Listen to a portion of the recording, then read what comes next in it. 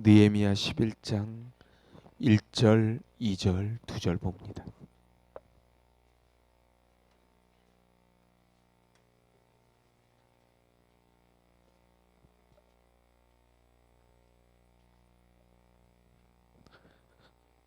느헤미야 11장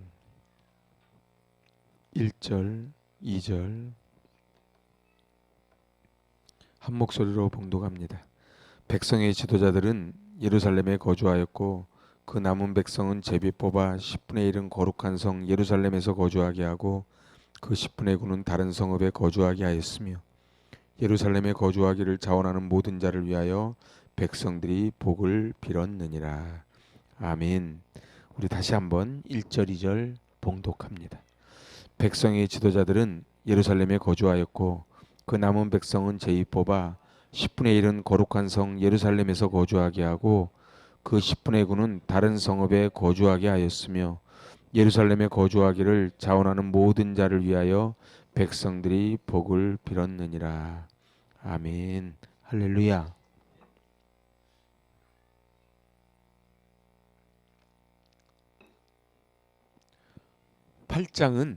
8장부터가 중요합니다. 8장에 저들이 수문 앞 광장에 모여 모세의 율법책에 성경 말씀을 듣고 부흥 집회를 해서 은혜를 받습니다. 그리고 이것이 예배로 끝나지 않고 우리 지난 시간에 봤는데 뭘로 끝나요? 견고한 언약. 그래서 도장을 꽝 찍습니다. 그래서 그 지난 시간에 봤던 10장 1절에 그 도장을 찍을 때에 9장 마지막에 도장 찍고 그 도장 찍은 내용이 10장에 나오는데 제일 먼저 누가 찍어요? 느헤미야가 찍습니다. 그리고 부총독 시드기야가 찍습니다. 그리고 2절에서 8절까지 21명의 제사장이 찍고 그리고 9절에서 13절까지 17명의 레위족이 찍고 14절에서 27절까지는 일반 백성의 지도자들 44명이 찍습니다. 그렇습니다. 모든 것은 지도자가 잘해야 됩니다. 그리고 지도자가 하는 대로 따라갑니다. 우리 아이들의 모습도 결국 부모의 모습입니다. 오늘 이들이 견고한 언약을 세우고 그리고 어떻게까지 맹세했어요? 내가 저주를 받겠습니다. 그것을 어기면은 내가 저주를 받겠습니다. 지금 우리 사순절 기간을 보내고 있습니다. 예수님이 걸어가신 그 길을 묵상하며 보내는 이 시간이 우리에게는 굉장히 중요한 시간입니다. 왜냐하면 사순절을 어떻게 보냈느냐가 부활절을 결정하기 때문에 그렇습니다. 또 오순절을 어떻게 보내느냐가 대강절을 결정짓습니다. 그들은 세 가지 약속을 했지요. 기억하시는지요? 지난 시간에 그들은 도장을 꽝 찍으면서 세 가지 약속했습니다. 첫 번째 약속이 구별된 삶을 살겠다고 약속합니다. 그래서 이제 혼인하지 않겠다. 이걸 우리식으로 얘기하면 뭐예요? 이방 문화에, 세상 문화에, 뉴에이지에, 헬레니즘 문화에 물들며 살지 않겠습니다. 그 결단을 하는 거예요. 그게 첫 번째 약속이에요. 두 번째 약속이 뭡니까? 안식일을 철저히 지키겠다는 약속을 합니다. 그래서 주일 성수가 중요합니다. 병원에 입원하면은 병원에서 주일 성수하면 되지요. 자기의 삶이 도저히 못할 때는 있는 자리에서 주일 성수하면 됩니다. 중요한 거는 주일이라는 거는 우리의 마음속에 있는 거니까요. 그러니까 그 주일 성수하겠다는 결단. 아까도 말씀드렸지만 저들은 이 결단을 하면서 어떻게 했다고요? 저주를 받겠다고요. 사실은 교회 새신자 등록할 때 당신은 주일 성수하지 않고 11조 하지 않고 그리고 거룩한 삶을 살지 않으면 저주를 받아도 좋겠습니까? 이 각서를 원래는 다 받는 거거든요. 그래서 옛날 교회는 칠의가 있고 권징이 있었지요. 한국 교회는 지금 칠의와 권징이 사라져가는 거예요. 그냥 내가 나와주는 거예요. 내가 나와주는 게 아니고 하나님이 우리를 부르셨습니다. 우리 지난 시간 로마서에서도 봤죠. 결국은 공통점 네 가지 언약을 제가 로마서 때 말씀드렸어요. 네 가지 언약의 공통점이 뭐라고요? 하나님이 인간에게 내려오셔서 일방적으로 맺은 언약이라는 거예요. 그것이 노아와 맺은 언약도, 아브라함과 맺은 언약도, 시내산 언약도, 예수 그리스도의 언약도, 그 네 가지 언약이 전부 다 하나님이 내려오신 언약이라는 거예요. 그러니까 우리가 주일을 지키는 게 아니고 주일이 우리를 지켜주는 거지요. 그 마지막 세 번째가 뭐예요? 로드십입니다. 하나님의 주권을 철저히 인정하며 살겠다는 거예요. 여러분, 우리 삶이요, 이 세 가지만 딱 지키고 살아도 정말 예수 잘 믿는다 소리 나오지 않겠습니까? 우리 세 가지 언약이 너무너무 중요해서 다시 한번 해볼까요? 첫 번째 언약이 뭐라고요? 구별된 삶을 살겠다. 구별된 삶. 그러니까 남들이 한다고 따라가는 게 아니고 우리는 구별된 삶을 살겠다는 거예요.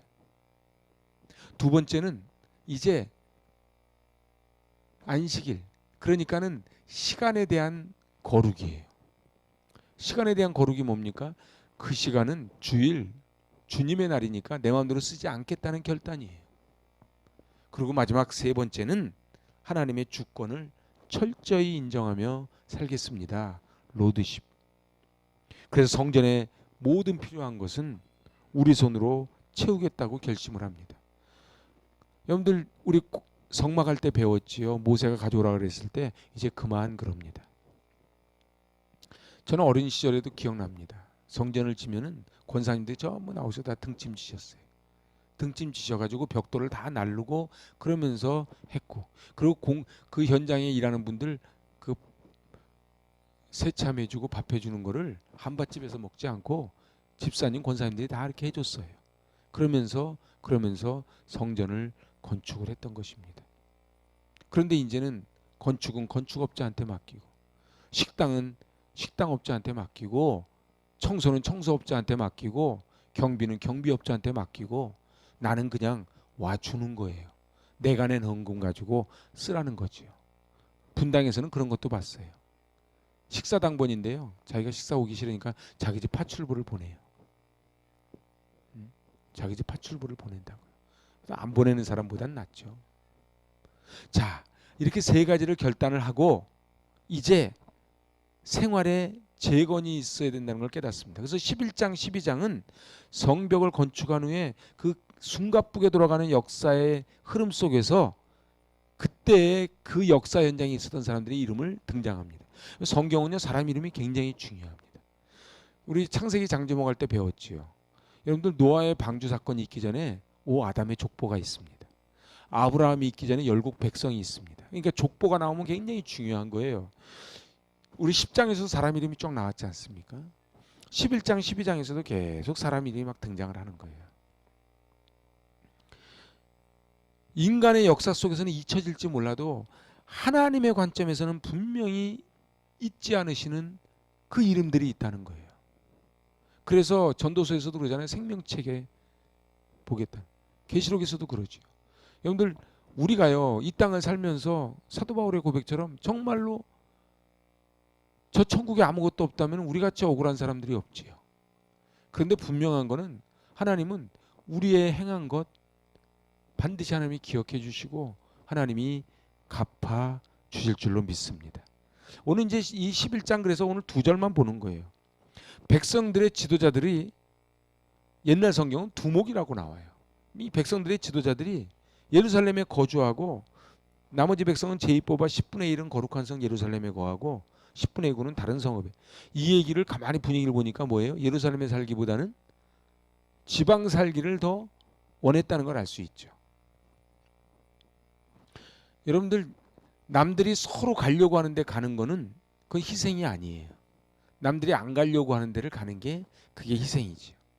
자, 세번역에 보니까요, 백성의 지도자들은 예루살렘에 자리 잡았다, 이렇게 기록을 합니다. 그러니까 자리 잡기를, 여러분들 우리 그 창세기 33장 장제목이 뭔지 아시죠? 형제상봉. 형제상봉한 다음에 34장이 뭐예요? 34장.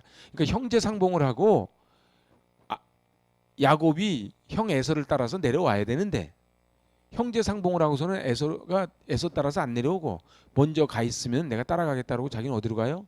수꽃으로 가지요. 세겜. 그래서 거기서 뭐를 해요? 아주 대대손손 살으려고 집을 짓고 딱 작정을 합니다. 그때 무슨 사건이 생겨요? 디나 강간 사건이 생겨요. 우리 인생이 그런 것 같아요. 다 잔머리 씁니다. 야곱이 잔머리 얼마나 씁니까? 그래서 뭐 형님을 보니까 하나님 본 것 같고 막 거짓말을 실컷 하고 난 다음에 형은 또 에서가 순진하잖아요. 에서 순진해가지고 내 형 금방 따라갈게요. 쑥 보내놓고 자기는 아나 쑥떡 그러고 도망갑니다. 그래서 어떻게 돼요? 결국은 자기 두 아들은 살인자가 되고 딸 디나는 강간당하고 그래서 내려오자. 내려오면서도 또 그 아들을 원망해요. 야곱은요. 우리도 그런 것 같아요. 하나님 곁을 자꾸 떠나면요. 아들들이 살인자가 되고 딸이 강간당하는 그런 야곱의 그러한 일이 우리 안에서도 벌어집니다. 그래서 송충이는 솔잎을 먹고 살아야 돼요. 근데 너무너무 안타까운 거는 이 가나안 성도가 이렇게 많다는 거예요. 물론 교회 안에 문제가 있으니까 가나안 성도가 있는데 저는요. 교회 안에 아무리 문제가 있어도요. 가나안 성도가 나오면 안 된다고 보는 거예요. 왜 그런 줄 아세요? 왜 그런 줄 아세요? 옛날에 이어령 교수님이 그런 유명한 얘기를 했어요. 지성에서 영성으로 할 때 이어령 교수님이 그렇게 70까지 예수 안 믿던 분이 예수를 믿으니까 친구들이 막 그러면서 야 교회는 다 교회 것들 다 그런데 뭘 가냐고 그때 이어령 교수님이 유명한 대답을 했다는 거예요. 너는 식당 갈 때마다 맛이 있더냐? 넌 식당 갈 때마다 맛이 있더냐? 그럼 맛없으면 다시는 식당 안 가냐? 넌 도서관에 가서 책 볼 때마다 다 대박이드나? 그럼 책 안 보나? 이렇게 얘기를 하셨다는 거예요. 저는 그 말이 쏙쏙 들어와. 어떤 분은 그래요. 뭐 교회가 어쩌. 제가 볼 때는요. 그래도 교회에서 약간 못된 사람이 사회에서 착한 사람보다는 낫습니다. 동의가 안 되나요? 그냥 교회에서 못된 사람은 계속 못됩니까? 그래도요. 교회 다니는 분이 그래도 착해요. 응? 근데 착한데 못된 척 하려니까는 자꾸 들통이 나는 거지. 딴 사람들은 원래 못됐기 때문에 들통 안 나게 못된 짓 하는 거고. 여러분들 교회는요.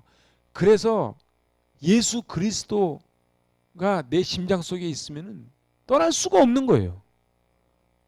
아니 엄마 아버지 보기 싫다고 집 나가서 엄마 아버지 호적을 파버립니까? 그런 경우는 없지요. 오늘 백성의 지도자들은 예루살렘에 자리 잡았다. 사실은 이게 세 번역이 맞는 거예요. 이게 무슨 얘기냐면 백성의 지도자들은 예루살렘에 거주하였고 이렇게 되잖아요. 개역개정은. 원래 원문은 그러지 않아요. 이거 딱 끊어져요. 백성의 지도자들은 예루살렘에 거주하였다. 여러분들 사는 데가 어딘지를 보면 그 사람이 나옵니다. 어떻게든지 교회 근처 살으려고 그러고 어떻게든지 교회와 가까워지려고 그러고 거리상으로 마음상으로 그러면은 하나님이 주시는 복이 있는 거예요. 제가 저는 뭐 명성교회 이렇게 별로 안 좋아하지만 명성교회 부러운 게 하나 있어요.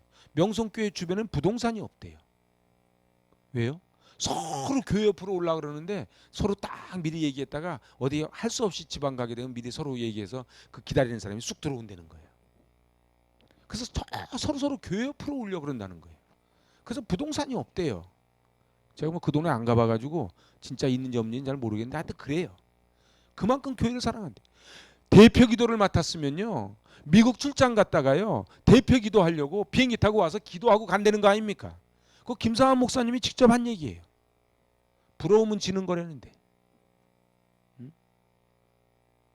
부럽지 않습니까? 아니 미국에서 한국에 어디라고 그 비행기 타고 와서 대표 기도하고 갑니까? 그 정도로 교회에서 맡은 거는 소중한 거예요. 내가 내린 명령을 소중하게 여기면 나도 너를 소중하게 여기겠다는 거예요. 그런데 말이에요. 우리는요. 하나님과의 약속을 갖다가 집신짝 버리듯이 쭉쭉 버려버리니까 하나님 우리를 집신짝 버리듯이 버려도 할 말이 없지 않냐 이런 얘기예요. 오늘 이 본문의 내용은요. 이거를 이해하려면요. 1절 2절을 이해하려면 7장 4절을 가봐야 돼요. 이 배경을. 7장 4절 한번 가보실래요?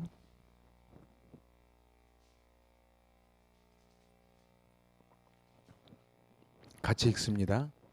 그 성읍은 광대하고 그 주민은 적으며 가옥은 미처 건축하지 못하였음이니라. 자, 52일 만에 성벽 다 졌어요. 근데 성벽은 왜 져요? 안에 살으려고 짓지. 근데 주민이 없어. 가옥은 미처 건축하지 못했어. 이게 지금 이런 배경으로 여러분 예루살렘이 142년 동안 버려져 있었거든요.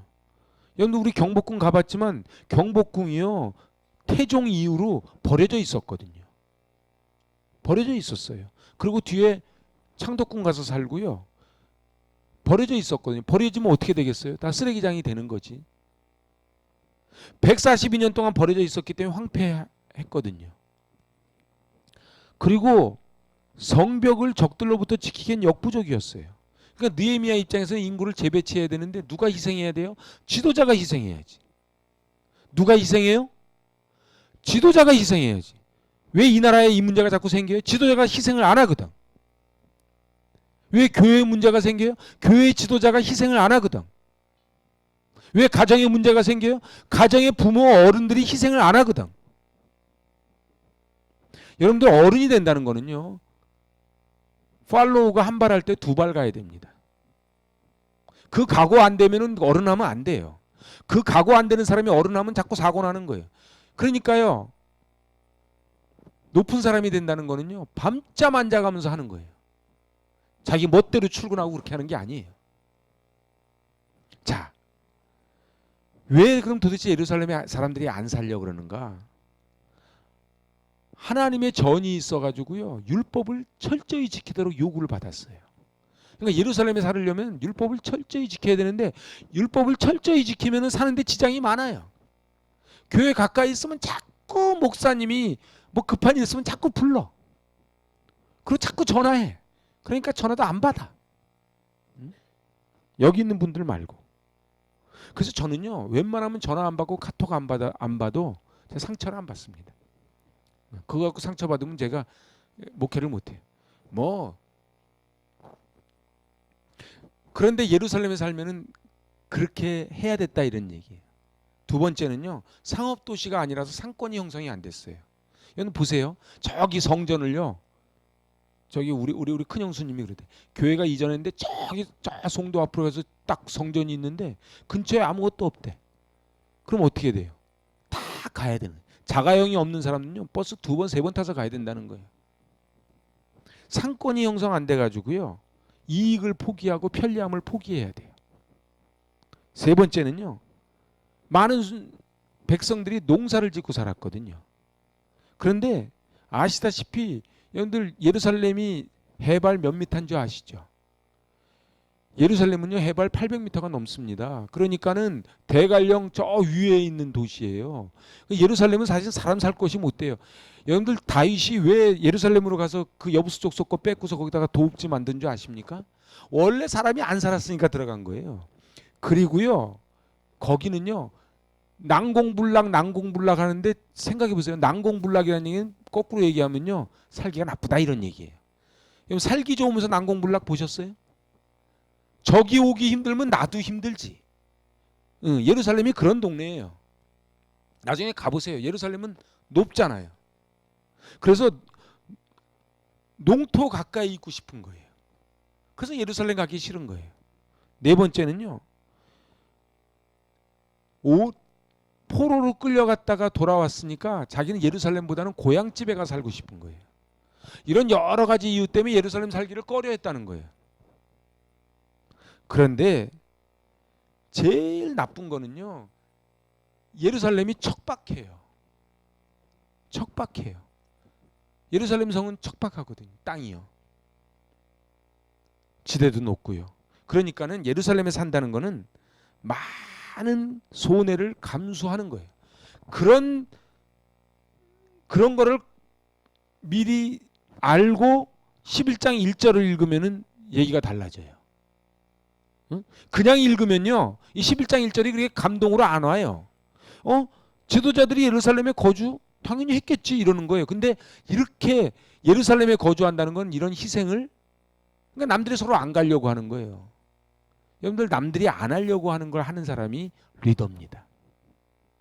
별로 아멘도 안 한다. 여러분들 남들이 하기 싫어하는 거 하는 게 리더입니다. 꼭 큰 교회 같은 데 가잖아요. 그러면 장로나 이렇게 뭐 권사 투표하면은요, 안내위원이 서로 하려고 난리가 납니다. 얼굴을 드러내야 되거든. 이름도 없이 빛도 없이 구석 가서 하는 거 안 할라 그래요. 다 그렇다는 건 아니고. 오늘 그런데 하나님은 이렇게 명령하세요. 스가랴 8장 3절을 가보세요. 이게 하나님의 명령이에요. 스가랴 8장 3절.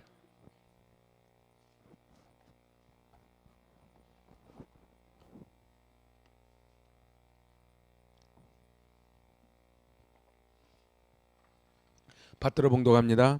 여호와가 이같이 말하노라. 내가 시온에 돌아와 예루살렘 가운데에 거하리니 예루살렘은 진리의 성읍이라 일컫겠고 만군의 여호와에 사는 성산이라 일컫게 되리라. 아멘. 다시 한번 읽어보실래요? 여호와가 이같이 말하노라. 내가 시온에 돌아와 예루살렘 가운데에 거하리니 예루살렘은 진리의 성읍이라 일컫겠고 만군의 여호와에 사는 성산이라 일컫게 되리라. 할렐루야. 하나님이 계신 곳, 그곳이 좋은 곳이에요. 그런데 외부적인 여건은 제가 좀 전에 네 가지를 얘기했지만 이렇게 세상적인 관점으로는 안 좋은 곳이란 말이에요. 근데 하나님은 뭐라고요? 내가 예루살렘 가운데 있겠대요. 그리고 예루살렘이 진리의 성읍이래요. 만군의 여호와의 산은, 거기가 시온산이라 그러지 않습니까? 그죠? 그 시온산은 성산이라 일컫게 되리라.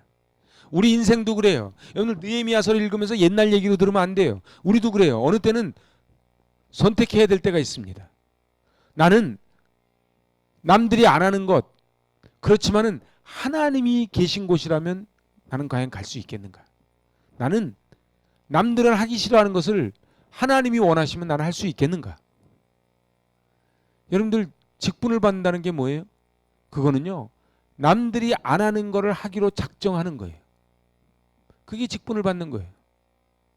완장 차는 게 직분이 아니에요.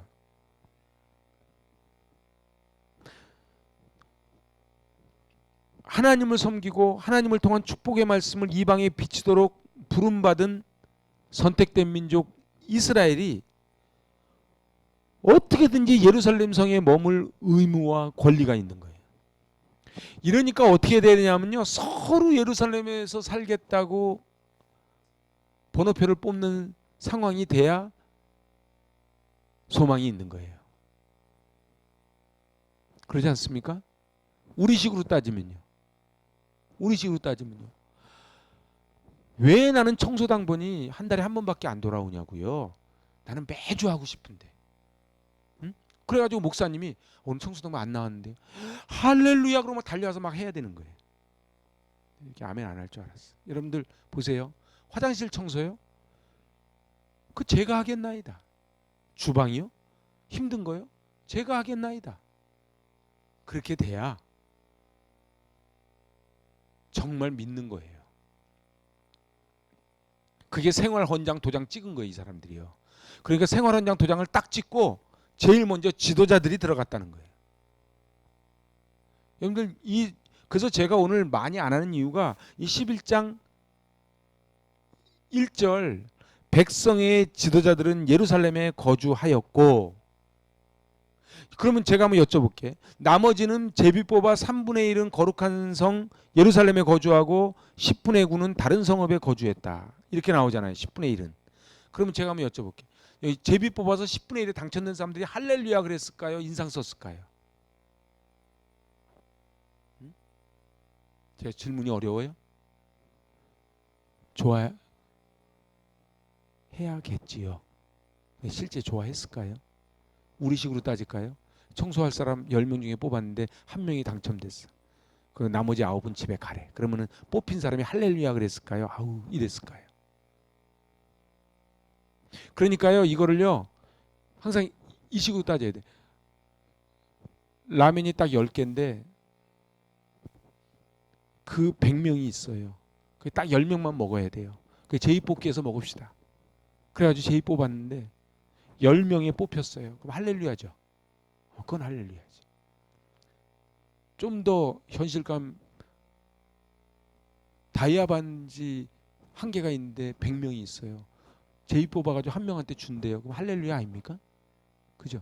근데 이제 화장실에 세 가지고서는 막 바닥이 막 똥바다가 됐어요. 저거 누가 할 겁니까 했을 때 그러겠냐 말이에요. 그게 안 되면은 지도자가 안 되는 거예요. 여러분들 그래서요, 외국은 이런 걸 참 잘해요. 그래서 대통령 아들 전방에 보내고 막 그렇게 하지 않습니까? 노블레스 오블리주 하지 않습니까? 우리는요, 우리도 이상하게 하지, 지도자 된 사람은 다 군대 안 갔어. 안 가야지 높은 데 가는 건지. 이게 옳지 않아요. 중요한 거는요, 어떻게든지 험한 곳으로 자기가 먼저 자원하는 사람이 지도자입니다. 제비를 뽑는다는 게 뭐예요?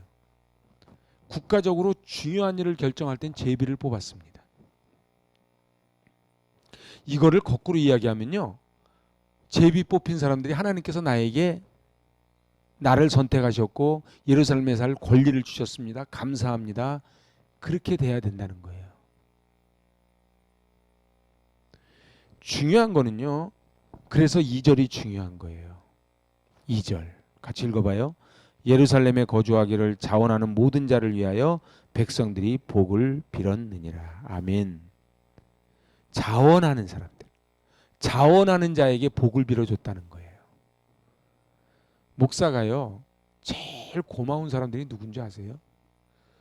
정말 힘든 일이 있을 때 달려와주고 같이 힘을 합하면 정말 목사가 고마운 거예요. 오늘 이 금요시비야 못 드릴 뻔했거든요. 그 우리 이주 집사님이 어렵게 해주겠다고 허락을 해가지고 지금 예배를 드리고 있는 거거든요. 그럼 고마운 거잖아요. 그럼 우리가 다 어떻게 해야 돼요? 자원하는 이지수 집사를 위하여 백성들이 복을 빌었더라. 이렇게 되는 거예요. 응? 그러지 않습니까? 저분이 지금 얼마나 피곤하고 힘들 텐데. 저도 입에서 안 나오지만 예배를 드려야 되게 생겨서 얘기를 휴게소에서 얘기를 한 거예요. 그랬더니 고민하다가 응낙을 해주니까 내가 너무 내가 얼마나 고마웠겠어요. 이런 걸 성경에서 뭐라 해요? 잠언에서 마음을 시원하게 해준다는 거예요. 마음을 시원하게 해주는 거예요. 사랑하는 여러분, 하나님의 일을 하면요, 하나님이 축복해 주십니다. 이거는 기복주의가 아니에요. 절대로 예수 믿는 사람은요, 다 지도자입니다. 가정에서도 마찬가지예요. 아빠는요, 손 하나 까딱 안 대고 누워가지고 애들 보고, 야, 쓰레기 오늘 재활용 버린 날이다, 갖다 버려라. 뭐 해라. 그러면 애들이 말을 듣겠냐고요. 그죠? 신앙도 마찬가지예요. 신앙을 우리가 본이 돼야 되는 거예요. 오늘 우리가 교회 생활하는 건요, 남들보다 더 지혜가 있고 하나님 보시기에 의롭고 자격이 있어서가 아니고 제비를 뽑았다는 사실을 기억을 해야 돼요. 하나님이 제비 뽑아서 우리를 붙여주셨어요. 그러면 할렐루야 해야 돼요? 어떻게 해야 돼요? 할렐루야. 근데 정말 그 감격이 있어야 되거든요. 교회 나올 때마다 하나님이 나를 선택해서 제비 뽑아서 나를 불러주셨다고 하는, 나를 택하여 부르셨다고 하는 그 소명이 있어야 되거든요. 정말 감사하지 않습니까? 그래서 베드로전서 2장 9절 말씀처럼 어두운 데서 불러내어 그의 기이한 빛에 들어가게 하신 그 은혜가 있잖아요. 그게 왕 같은 제사장 아닙니까? 택하신 족속 아닙니까? 이 은혜가 있으면 저는 신앙생활 하는데 슬럼프에 빠지고 시험 들고 넘어지지 않을 것 같아요. 사람을 보면 넘어지지요. 근데 하나님만 바라보면 하나님은 변하지 아니하시니까 넘어질 일이 없네. 근데 사람들 가만히 보세요. 여기서 시험 들었다는 분들이요, 신학적으로 문제가 있고 그래서 내가 막 비전이 어떻고 이래가지고 시험 드는 분 별로 없어요. 응? 우리는요 사단과 싸워서 이겨야 되는데 그러려면 어떻게 해야 돼요? 무장을 해야 돼요. 무장 중에 제일 큰 무장이 뭐예요? 하나님이 함께 하시는 그 무장이에요. 하나님이 나와 함께 하시는데 내가 누구를 두려워하리요? 선택받은 반열에서 예배할 수 있고 선택받았기에 말씀 들을 수 있고 선택받았기에 다른 사람을 사랑할 수 있다면 얼마나 감사합니까? 저를 한번 따라하시죠. 우리는 선택받은 사람들입니다. 근데 이걸 100% 정말 믿으면요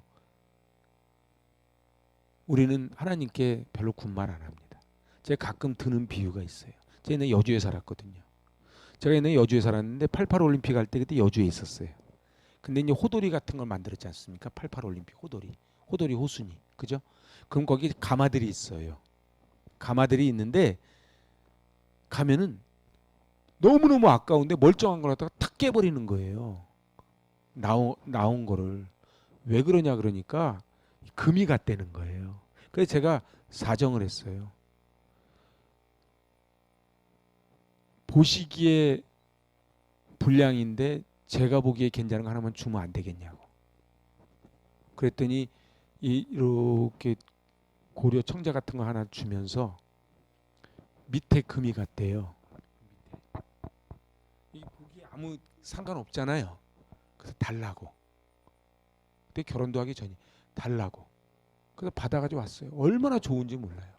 그거 받아가지고요 밑에 크랙 같다고 절대 시비 안 걸어요. 왜? 공짜로 받았으니까. 응? 우리네 인생이요 하나님이 우리를 이 땅에 공짜로 다 주셨잖아요. 공짜로 다 주셨는데 우리는 뭐 이렇게 말이 많아. 마치 당연히 권리가 있다는 듯이 왜 하나님 나를 이렇게 만드셨냐 그러고 키를 조금만 더 크게 하고 뭐 이쁘게 하고 뭐 하고 막 이렇게 자꾸 한다고요. 하나님이 그저 두 발로 걷게 해주신 것만 해도 기적입니다. 두 발로 걷는다는 게 얼마나 기적인지 모르세요? 그래서 우리는 이 땅 보지 말고 천국 바라보고 살아야 돼요. 오늘 두목들이 우선 거했고 두 번째는 제비를 뽑아 10분의 1에 해당하는 사람이 갔어요. 거꾸로 이야기하면요 지도자가 안 된 사람은 거하지 못했고 제비가 뽑혀지지 않은 10분의 9는 거하지 못했어요. 여러분 어떻게 생각하십니까? 신앙생활도요 자원하는 신앙이 중요합니다. 근데 우리에게는 어떤 마음이 있냐면요 약간 강제성을 동원해야 이렇게 막 동원이 되고 그래요. 자원은요 원어적으로 자발적인 소원이에요. 자발적인 소원. 그러니까 자신을 재촉해서 하고 싶어 하는 것을 하는 의미가 담겨 있는 게 자원이에요. 이사야 선지자가요 누가 나를 위하여 갈고 했을 때 이사야가 뭐라 그래요? 내가 여기 있나이다 나를 보내소서 이렇게 고백을 합니다. 시편 51편에 보면요 자원하는 심령을 주사 나를 붙드소서 이렇게 고백을 합니다. 그래서 우리에게 어떤 사람이 제일 멋진 사람이에요? 자원하는 심령으로 하는 사람이에요. 저는 주님 나라 가는 그날까지 예배 드릴 때 이 자원하는 심령으로 예배 드리고 은혜 받았으면 좋겠어요. 그래서 연말 되면 목사님들이 전화 오면 겁낸대요.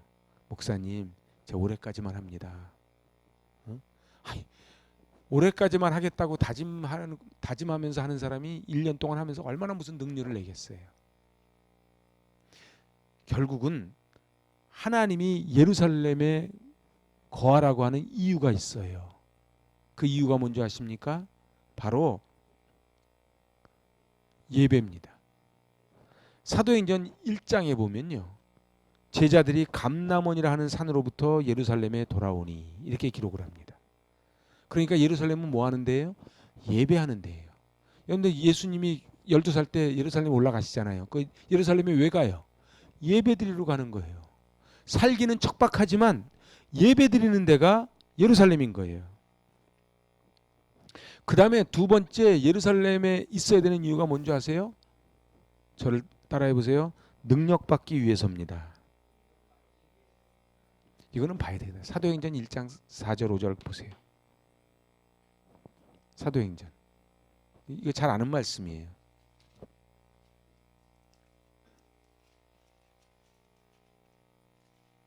(1장) 4절 5절 봉독합니다.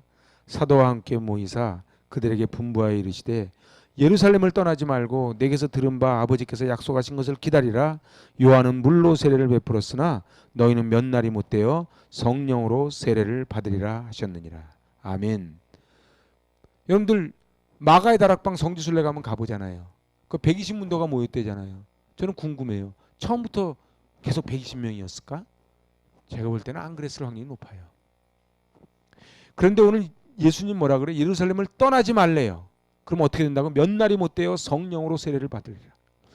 여러분들 교회가요, 예배가 왜 중요한 줄 아세요? 몇 날이 못되어 너희가 성령을 받으리라. 그래서 예배 시간에 치유 일어나는 거 보셨어요? 저는 많이 봤어요. 예배 시간에 치유가 일어납니다. 아파서 교회 안 오는 게 아니에요. 아프니까 와야 되는 데가 교회예요. 부부싸움 하니까 교회 안 오는 데가 아니에요. 부부싸움 했기 때문에 오는 게 교회예요. 문제가 없는 사람이 오는 데가 아니에요. 문제가 있으니까 와서 해결받는 데가 교회고, 그 교회에서 예배드리면서 문제가 해결될 줄로 믿습니다. 그게 예배예요. 이 맛을 아는 사람은요, 아니 목사님이 왜 예배를 안 드립니까? 이러지 않겠어요. 너희가 몇 날이 못되어 성령으로 세례를 받으리라. 그래서 성령의 능력을 받으려면 예루살렘에 있어야 되는 거예요. 그리고 우리가 잘 아는 말씀, 사명을 감당하기 위해서 예루살렘에 있어야 돼요. 8절, 1장 8절.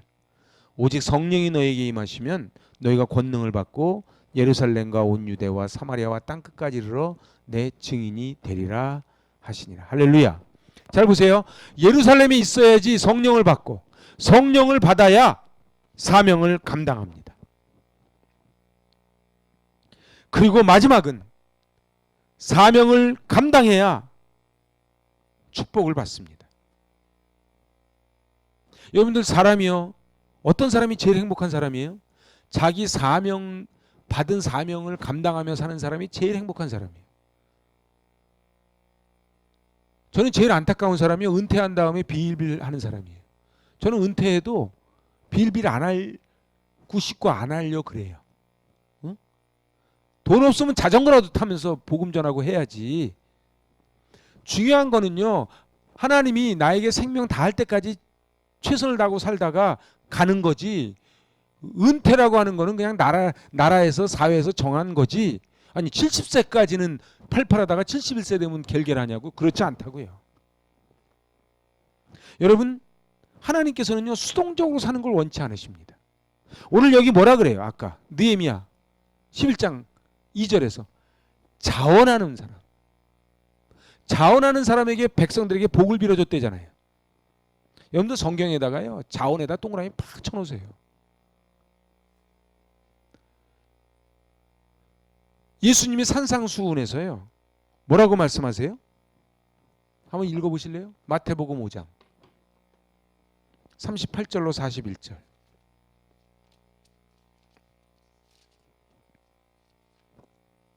마태복음 5장 38절로 41절 봉독합니다. 나는 너희에게 이르노니 악한 자를 대적하지 마라. 예? 마태복음 5장 38절. 제가 39절부터 읽었나요? 거기서부터 읽어야 되는데 밑에 읽었다 이거예요? 내가 눈은 눈으로 이건 별로 읽고 싶지 않아서 39절부터 읽읍시다. 나는 너에게 이르노니 악한 자를 대적하지 말라. 누구든지 내 오른뺨을 치거든 왼편을 돌려대며 또 너를 고발하여 속옷을 가지고자 하는 자에게 겉옷까지도 가지게 하며 또 누구든지 너로 억지로 오리를 가게 하거든 그 사람과 심리를 동행하고. 이렇게 말씀하세요. 여기서 지금 예수님 말씀하신 포인트가 뭐예요? 자원이에요. 응? 예수님이 강조하는 게 뭐예요? 아무리 어려운 상황도요 노예로 살아가지 말라는 거예요. 여러분 제일 불쌍한 사람이 누군지 아세요? 종업원처럼 사는 사람이에요. 우리 이번에 제천 가서도 식당 가서 봤죠. 그 종업원하고 주인하고 어떻게 하는지. 어? 음식은 맛있는데 종업원은 늦게 가니까 인상 쓰잖아요. 딱 보면 압니다. 종업원인지 주인인지. 근데 가끔 가다가 주인처럼 하는 종업원이 있어요. 그 사람은 성공해요. 여러분들 그게 예수님 하시는 말씀이 뭐예요? 어떠한 상황일지라도 주인으로 살아가라는 말씀이에요. 이 포인트가. 속옷 달라면 걷어주고 오른뺨 때리면 왼뺨 내고 오리가 잡으면 십리를 가라. 옛날에는요. 그 당시에 법이 오리는 의무적으로 가게 돼 있어요. 법이. 로마 시민권 가진 사람이 가자 그러면 오리를 가야 돼요. 그런데 예수님이 하신 말씀 뭐예요? 억지로 오리를 가게 하거든. 나는 가기 싫어. 오리를 가자 그러면 어떻게 하라고요? 십리를 가라고요. 난 이런 인생이 너무 멋져. 저 우리나라 사람들이요. 진짜로 멋있다고 보는 게요. 우리나라 사람은 오지랖이 넓지 않습니까? 어? 너무 넓어가지고 조금 힘들게 할 때가 있지만 저는 이런 게 좋은 것 같아요. 여러분들 보세요. 오리가 잡으면 십리를 가는 거예요. 속옷 달라면 겉옷도 주는 거예요. 예수님이 하신 말씀은요. 종으로 살지 말라는 거예요. 종업원으로 살지 말라는 거예요. 그런데 있잖아요. 우리가 교회 생활을 갖다가 종으로 하는 사람, 종업원으로 하는 사람이 얼마나 많아요. 그래서 뭐라 그래요? 아니, 그런 거는 목사님이 하시는 거죠. 그러면 스스로를 뭘로 만드는 거예요? 스스로를 종업원으로 만드는 거예요. 제가 이제 이렇게 말씀을 전했으니까 지금 다 그렇게 하고 계시지만 우리 뭐 하자 그러면은 주인처럼 그렇게 착착착착 해서 자원하는 심령으로 할 줄로 믿습니다. 그러면 멋있을 것 같아요. 저도 그렇게 살고 싶어. 저 오늘 하루 종일 교회에 있었어요. 그렇지만 일도 안 억울해요. 일도 안 억울해요. 여러분 생각해 보세요. 말씀을 준비해서 말씀을 전할 수 있고 제가 시차례 일을 하면서 누군가를 전화해서 어려운 교회를 조그만이면 도울 수 있고 얼마나 기쁨입니까? 근데 이걸 예수님 말씀은 종업원처럼 살지 말라는 거예요. 그래서 자원하는 심령이 복되다는 거예요. 오늘 제가 이제 말씀을 마치죠. 반응이 믿음입니다. 반응이 믿음입니다. 문자가요. 오늘 금요 예배 드립니다. 할렐루야 그러면 그 사람 믿음 있는 사람이에요. 목사님 못 말려. 이러면 믿음 없는 거예요. 야 우리 제천 가자.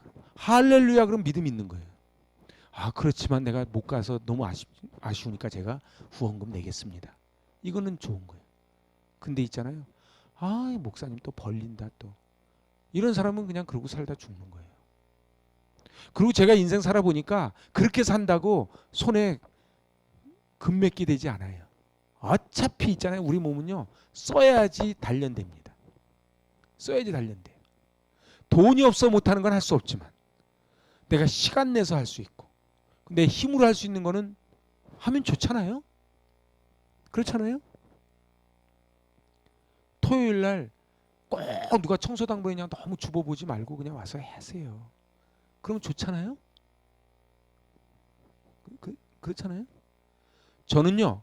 제가 자존심이 있어서 제가 물에서도 안 나온다 그러잖아요. 자존심이 있어서. 제가요. 오늘 청소당번 안 나왔습니다. 와서 해주시죠. 제가 절대 전화 안 합니다. 절대 전화 안 합니다. 왜요? 안 오시는 분은 다 사정이 있는 거고 나머지는 제가 합니다. 저 로봇 청소기가 얼마나 고마운지 몰라요. 저는 오늘 말씀 마칠게요. 오늘 제가 요 1절, 2절, 2절을 봤는데요. 요 1절, 2절에 어마어마한 메시지가 들어있습니다. 그죠? 제일 먼저 누가 하는 거라고요? 지도자가 하는 거라고요. 지도자가. 그리고요. 제비를 뽑아가지고 10분의 1은 거룩한 성 예루살렘에 거하니까 내가 제비 뽑혔을 때 뽑힘에 대한 감격이 있어야 되는 거예요. 그리고 2절에서 예루살렘에 거주하기를 자원하는 모든 자를 위하여 백성들이 복을 빌었느니라. 저는 우리 모두가 예루살렘에 거주하기를 자원하는 심령인 줄로 믿습니다. 그러니까 그 먼 데서도 달려오시고 3일절인데도 와서 예배 드리시죠. 그러면 하나님이 보고 계시는 거예요. 오늘 우리 이왕 사는 거 멋지게 살았으면 좋겠어요. 뒷공문이 따라다니면서 사는 게 아니고 앞장서서 갔습니다. 그래서 제가 옛날 고등부 부흥회 할 때 한 게 유다 지파 복 받는 비밀에 대해서 제가 부흥회 한 적이 있어요. 여러분들 유다 지파가 복 받은 비밀이 뭔지 아십니까? 앞장섰기 때문에 그래요. 앞장서는 사람이요 하나님이 기뻐하십니다. 근데 우리는요 자꾸 가만히 있으면 중간이라도 든다 그래요. 그거 옳지 않아요. 오늘 우리 이 귀하고 복된 날 이 1절 2절을 통해서 하나님이 우리에게 주시는 메시지가 있습니다. 오늘 가실 때 이걸 꽉 붙잡고 말씀을 받은 데서 끝나면 아무 소용이 없어요. 말씀을 받았으니 이제 어떻게 해야 돼요? 쓰고 도장 꽉 새겨야 돼요. 그리고 결단을 하는 거예요. 하나님, 제가 지도자가 되기를 원합니다. 제가 성별되기를 원합니다. 제가 자원하기를 원합니다. 그래서 하나님 나라에 천국은 침노하는 자의 것이라는데 제가 천국을 침노하는 자가 되게 하여 주시옵소서. 기도합니다. 하나님 아버지, 주님 앞에 간절히 기도할 때에 저희들의 기도를 들어 응답하여 주시고 지도자들이 예루살렘에 거주했다는 그 말씀 가운데 저희가 지도자가 되기를 원합니다. 이 땅에 좁은 길을 걸어가지만 주님 가신 그 길을 저희가 또한 따라갑니다. 이 3.1절 쉬는 날 이 성전에 모여 예배드리는 이 귀한 영혼들을 주님 축복하여 주시고 누가 나를 위하여 갈고 내가 여기 있나이다 나를 보내소서 이사야의 고백이 저희의 고백되게 하여 주시옵소서. 우리의 결단을 받으실 예수님의 이름으로 기도하옵나이다. 아멘. 우리 결단 찬양